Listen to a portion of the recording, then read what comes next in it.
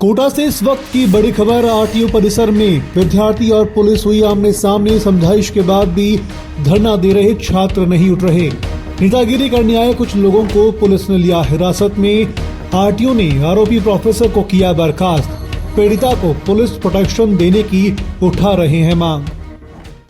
इस खबर की अधिक जानकारी के लिए हमारे साथ फोन लाइन पे जुड़ चुके हैं कोटा से योगेंद्र, आखिर आरटीओ प्रोफेसर और उनका जो चेला है उसके खिलाफ क्या भी एक्शन लिया गया है? बिल्कुल निश्चित तौर पर रौनक, मैं आपको बता दूं कि ये मामला बहुत गंभीर और संगीन है, जिसमें पुलिस ने सख्त एक्शन लेते हुए गिरीश परमार जो प्रोफेसर हैं और जो उनका छात्र है अर्पित, उसको गिरफ्तार कर लिया गया है। उसको आज कोर्ट में पेश किया जाएगा। लेकिन सबसे बड़ी बात थी जो जो नेटवर्क जो फैला रखा था, जो मीडिएटर है छात्र के जरिए कि छात्राओं से संपर्क करें और अगर उनको पास होना है तो उनको अपनी असमत देनी होगी। तो ये जो पूरा जो गैंग थी, इसको कहीं ना कहीं पुलिस ने पर्दाफाश किया है और आज आरटीयू परिसर में हजारों की संख्या में छात्रों ने विरोध प्रदर्शन करा, धरना दिया और इस बीच पुलिस और छात्रों के बीच तीखी नोकझोंक भी देखने को मिली, हंगामा भी देखने को मिला। और इसी बीच में किसी एक व्यक्ति ने जब जैसे ही वीसी वहां पर अपनी बात रखने के लिए आ रहे थे तो उनके ऊपर जूता फेंक कर मारा। तो कहीं ना कहीं पुलिस भी सख्त एक्शन में आ गई और उस व्यक्ति को तत्काल ही पकड़ लिया गया और उसको गिरफ्तार कर लिया गया है। जो सबसे बड़ी बात अभी तक निकल कर आई है कि जो गिरीश परमार है उसका ये पहला मामला नहीं है। इसके पहले भी वो कई छात्रों के साथ इस तरह की अश्लील हरकत कर चुका है। योगेंद्र, इससे पहले कितने मामले अपने छात्रों से बात करने की कोशिश करी? कितने छात्रों ने अभी तक फिलहाल आरोप लगाए? जिस तक हमारे पास जो अपडेट आ रही है उसमें एक और छात्रा ने प्रोफेसर पर आरोप लगाया है।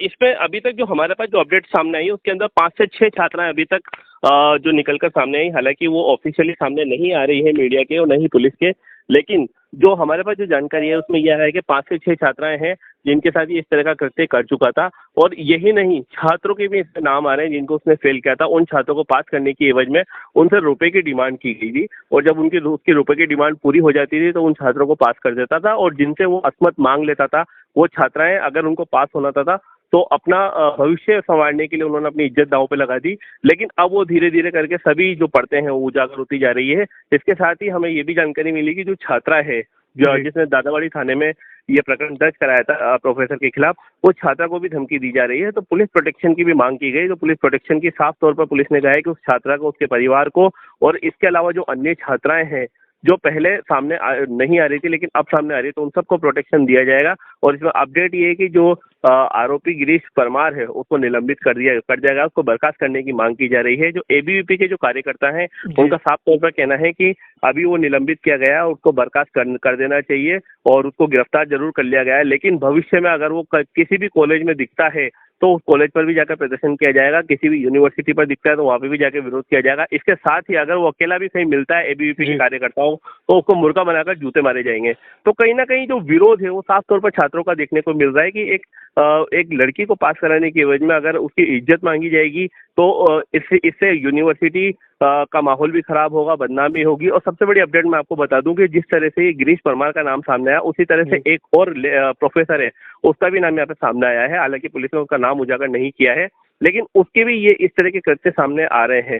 हालांकि पुलिस का कहना है कि आप हमें रिपोर्ट दो, उस पर सख्त कार्रवाई की जाएगी। तो कहीं ना कहीं वो प्रोफेसर भी अब जो है पुलिस के रडार पर आ चुका है। योगेंद्र, यूनिवर्सिटी प्रशासन के नाक के नीचे इस तरह के मामले हैं, इस तरह की घटना हो रही थी, तो इस मामले पे आपने उनसे जानने की कोशिश करी कि उनके पास ऐसे मामले क्यों सामने नहीं आए? बिल्कुल, जो यहाँ के एसके सिंह है जो वाइस चांसलर है उनका कहना है कि मुझे कल ही इस बारे में पता लगा, जबकि ये बिल्कुल सरासर गलत है। ये मामला परसों रात का था और कहीं ना कहीं जैसे ही मामला मीडिया में उजागर हुआ तो सबसे पहले वीसी को पता होना चाहिए कि उसके डिपार्टमेंट में, उसके कॉलेज में, उसके यूनिवर्सिटी में क्या हो रहा है। तो ये बिल्कुल बात गले से ना तो पुलिस के उतर रही है और ना ही किसी और के उतर रही है। इसलिए जो छात्रों का गुस्सा था वो वीसी को लेकर था कि वीसी जो है वो छात्रों की बात को नहीं सुनते हैं और छात्रों का ये भी विरोध वीसी के सामने जताया है कि इसके पहले भी कई बार अन्य मांगों को लेकर जब प्रदर्शन यहाँ पे किए जा चुके हैं तो वीसी की तरफ से दबाव बनाकर उन छात्रों की एक लिस्ट तैयार की गई जो धरना देते थे, प्रदर्शन देते थे और अपनी आवाज उठाते थे। तो वीसी की तरफ से उन छात्रों के खिलाफ भी कार्रवाई की गई, उनको बैच दी गई है। तो ये मुद्दा भी यहाँ कहीं ना कहीं उठा। तो कहीं ना कहीं जो वीसी है उनकी जो रवैया है, जो बर्ताव है वो कहीं ना कहीं सवालों के घेरे में खड़ा हुआ है। पुलिस ने साफ तौर पर, जो एसपी है केसर सिंह शेखावत, वही मौके पर मौजूद थे और उन्होंने साफ तौर पर वीसी से बात करी है कि आप छात्रों को एक और मौका दे। और रही बात जो आरोपी है गिरीश वर्मा, उसके खिलाफ सख्त कार्रवाई करने के लिए सरकार भी अब एक्शन मूव में दिखती हुई नजर आ रही है, क्योंकि कहीं ना कहीं जो आज जो विरोध हुआ है वो छात्रों के भविष्य के साथ खिलवाड़ है।